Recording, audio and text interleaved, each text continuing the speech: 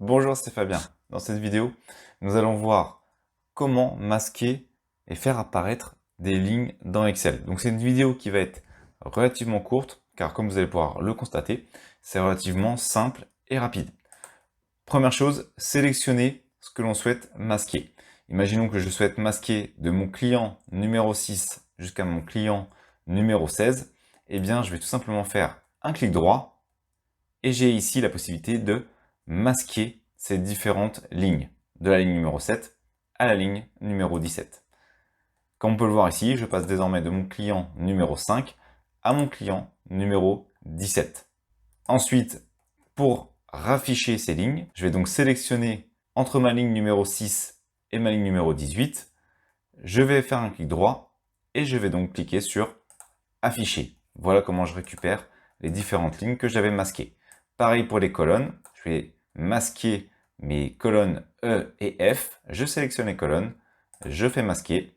Si je souhaite la récupérer, je sais que les colonnes sont donc E et F. Je vais donc sélectionner D jusqu'à G, faire un clic droit et afficher.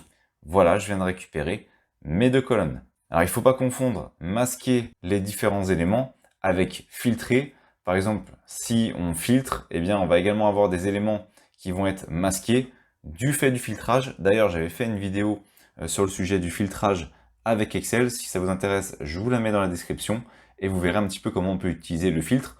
Par exemple, ici, si je filtre uniquement les données qui ont oui comme valeur au niveau de l'ancienneté, on peut voir que certaines lignes ont disparu, un peu comme lorsqu'on masque les éléments.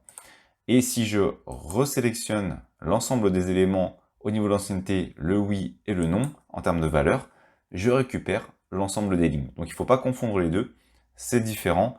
Dans un premier cas, c'est nous qui sélectionnons manuellement ce que l'on souhaite masquer et ensuite réafficher, alors que lorsqu'on fait le filtre, c'est à partir de conditions que l'on va indiquer au logiciel. Attention également à un autre point sur le fait de masquer des lignes ou des colonnes.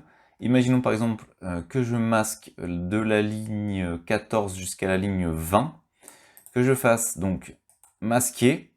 Si désormais j'applique une modification au niveau de la ligne 13 et de la ligne 21, imaginons que je change la couleur par exemple au niveau de la police du texte, et bien si je démasque, ou plutôt si j'affiche de nouveau mes différentes lignes, on peut voir que j'ai l'ensemble du texte qui était entre les lignes 13 et 21, qui étaient pourtant masquées, qui ont également subi la transformation, ce qui est logique, puisqu'en fait elles étaient juste masquées et j'avais sélectionné en réalité une plage qui certes au niveau de l'affichage était indiquée sur deux cellules, mais ces deux cellules étaient en réalité entre mes différentes lignes que j'avais masquées. Et donc ça a appliqué également les éléments sur les lignes masquées. C'est quelque chose qui est intéressant de savoir si vous faites des modifications par la suite.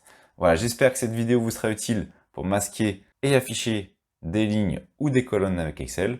Merci d'avoir suivi cette vidéo jusqu'à la fin. Si cette dernière vous a été utile, vous pouvez la partager ou simplement ajouter un pouce bleu. C'est déjà beaucoup et cela participe à faire découvrir cette vidéo. Vous pouvez également vous abonner à la chaîne et activer les notifications pour être informé des nouvelles sorties des vidéos. Je publie régulièrement du contenu. Merci et je vous dis à bientôt pour une nouvelle vidéo.